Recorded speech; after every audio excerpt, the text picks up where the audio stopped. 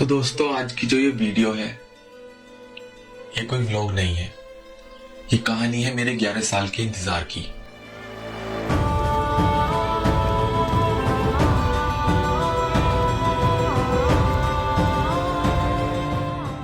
तो दोस्तों, रंगों की बौछार, खिलवाड़ भरी परंपराओं और प्यार की नैया में डूबने के लिए तैयार हो जाइए।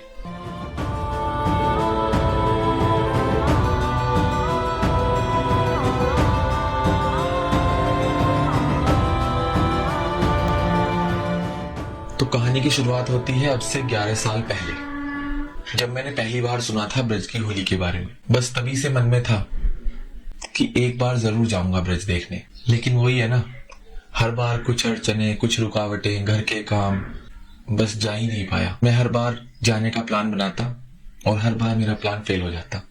पर मुझे इस बार लग रहा था कि मैं इस बार जरूर जाऊंगा। तो इस बार मेरे बांके बिहारी का बुलावा मेरे लिए आया और मैं तैयार हो गया जाने के लिए। हाँ, मतलब मुश्किलें इस बार भी आई। वो कहते हैं ना, जब बुलावा आता है तो रोक नहीं सकता कोई भी जाने के लिए। तो इस बार किसी ने नहीं रोका, सब चीजें होती चली गई और मैं घर से निकल गया तैयार होकर, बैग पैक कर कर जाने के लिए।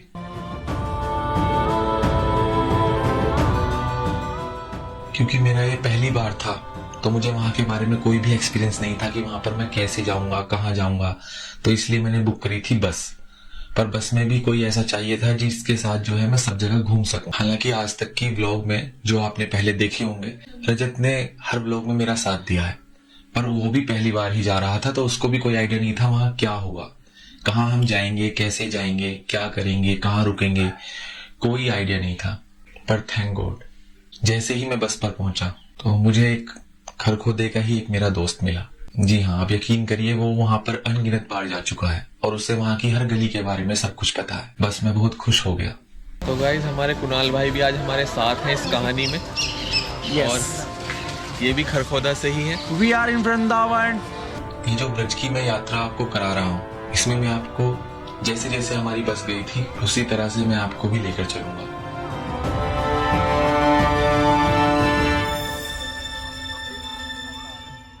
ये 3 दिन का टूर था और जो पहला दिन है उसमें सबसे पहले हम पहुंच जाते हैं सुबह ही रमन रेती, जो कि मथुरा से कुछ ही किलोमीटर की दूर गोकुल में स्थित है।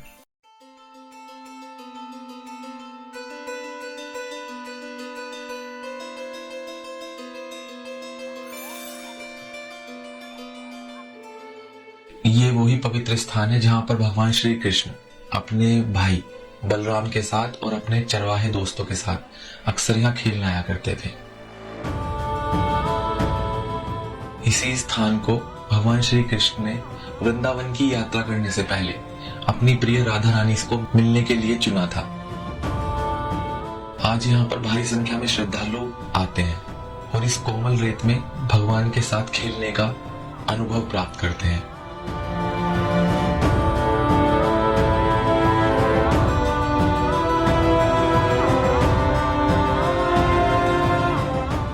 यहाँ पर भगवान का एक मंदिर भी है जिसके कपाट खुलने में अभी टाइम था। तो हम पहुंच गए यहाँ पे रमन सरोवर। और आप मेरे पीछे देखेंगे तो आपको यहाँ पर दिखेगा एक सरोवर, जिसको बोलते हैं रमन कुंड।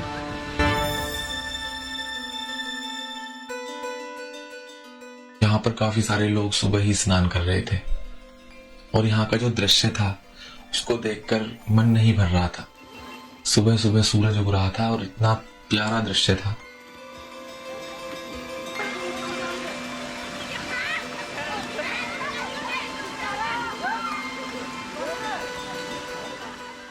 मंदिर के कपाट खुलने में अभी भी समय था और यहाँ पर श्रद्धालु की भीड़ लगातार बढ़ती जा रही थी और सभी श्रद्धालु यहाँ पर अपनी मस्ती में झूम रहे थे।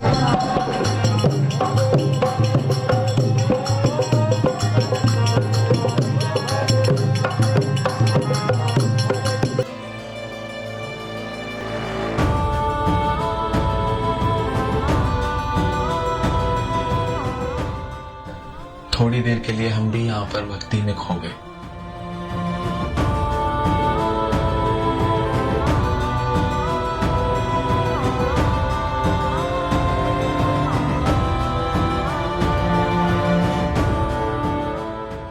श्रद्धालु श्री कृष्ण की नगरी में आकर भक्ति में लीन होकर प्रतीक्षा कर रहे थे मंदिर के कपाट खुलने की।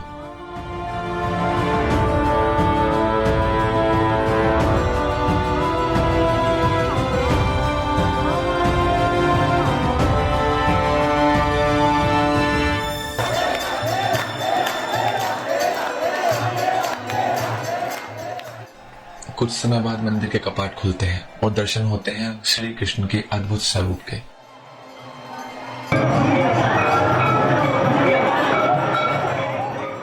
और फिर शुरू होती है भगवान की भव्य आरती। ये आरती इतनी अद्भुत थी, अद्भुत इसलिए थी क्योंकि मैंने पहली बार किसी हाथी को भगवान की आरती करते हुए देखा था।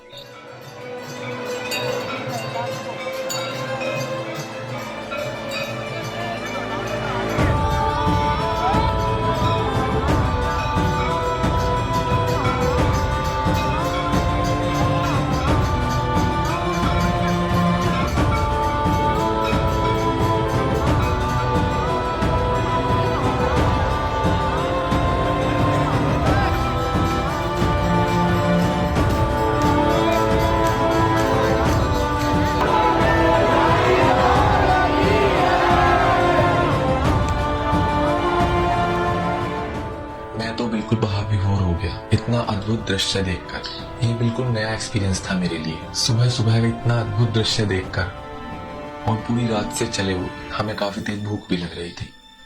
तो इसी मंदिर के बराबर में था एक गुरुकुल, जहां पर सुबह ही सुबह बट रही थी ताजी खिचड़ी।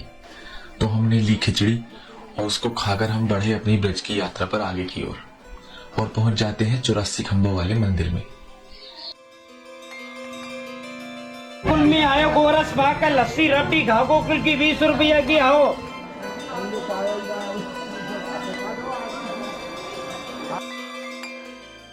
ये पूरा मंदिर 84 खंभों पर टिका हुआ है और मंदिर की सभी दीवारों पर भगवान की बाल लीलाओं के चित्र अंकित हैं। सभी खंभों पर एक उत्कृष्ट नक्काशी की गई है जो कि मंदिर की सुंदरता को और बढ़ा देती है। मंदिर के प्रांगण में विशाल वट का वृक्ष भी है जिसकी शाखाओं पर लोग अपनी मन्नतों के धागे बांधते हैं।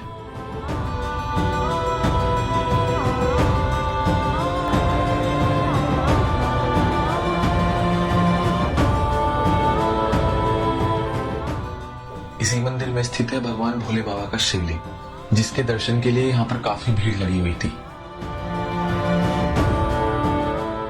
कुछ देर रुकने के बाद हमें भी दर्शन प्राप्त हुए भगवान भोले बाबा के।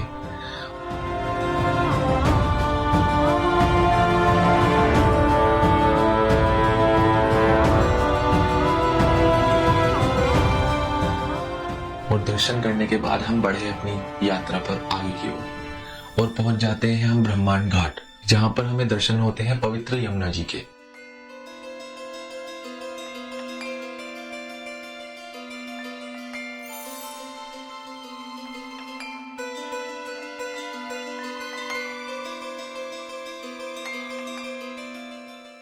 दोस्तों, ये घाट इतना अद्भुत है कि यहाँ पर श्री कृष्ण अपनी बाल्यावस्था में अपने दोस्तों के साथ खेला करते थे और एक दिन उन्होंने मिट्टी के कुछ कणों को निगलने के बाद अपने मुख में ब्रह्मांड के दर्शन कराए थे। इसीलिए इस जगह को ब्रह्मांड घाट के नाम से जाना जाता है। यहाँ पर भी काफी भीड़ थी।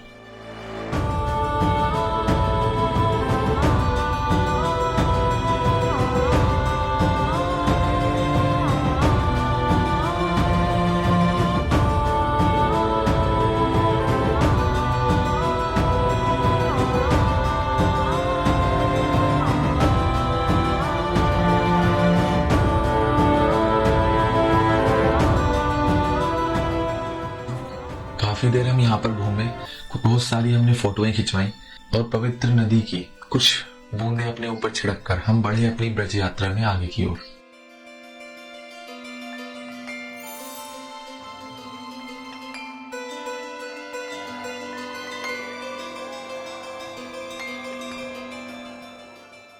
लगभग 5000 साल से भी पुराना ये मंदिर श्री कृष्ण के भाई बलराम जी को समर्पित है। मंदिर के प्रांगण में आते ही एक अलग एनर्जी का एहसास हुआ।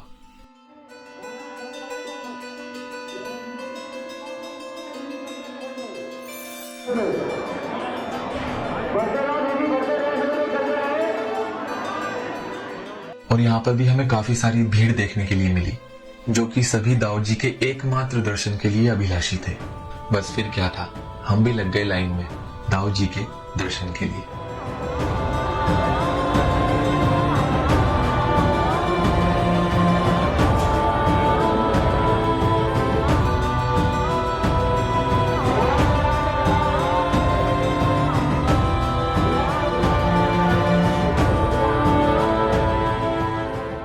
दाऊद जी की एक झलक पाकर मैंने खुद को धन्य किया और शुरू किया पूरे मंदिर में घूमना और वहां की परिक्रमा करना।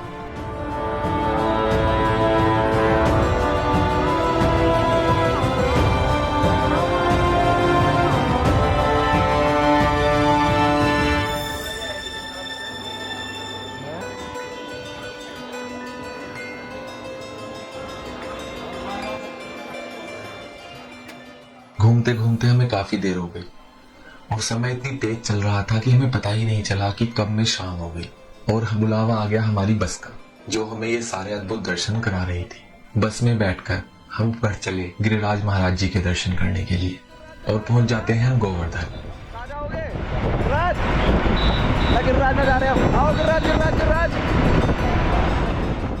जो गोवर्धन की परिक्रमा है वो लगभग 22 किलोमीटर के आसपास है।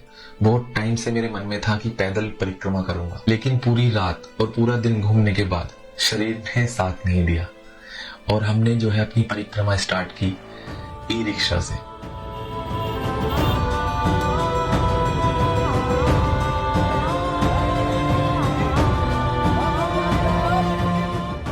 जो रिक्शा वाला भाई था वो हमें सारे रास्ते सब चीजें बताता गया और बड़े बड़े मंदिरों के दर्शन भी कराता गया।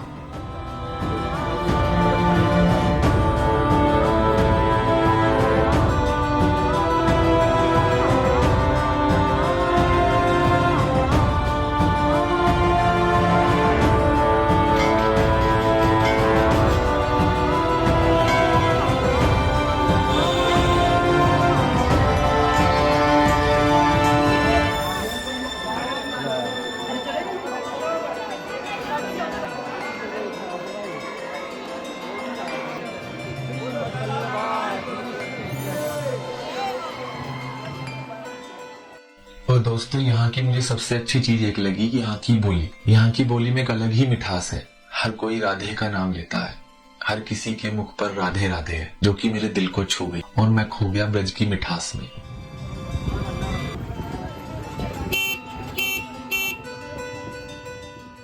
और ये था हमारा आज का पूरा दिन।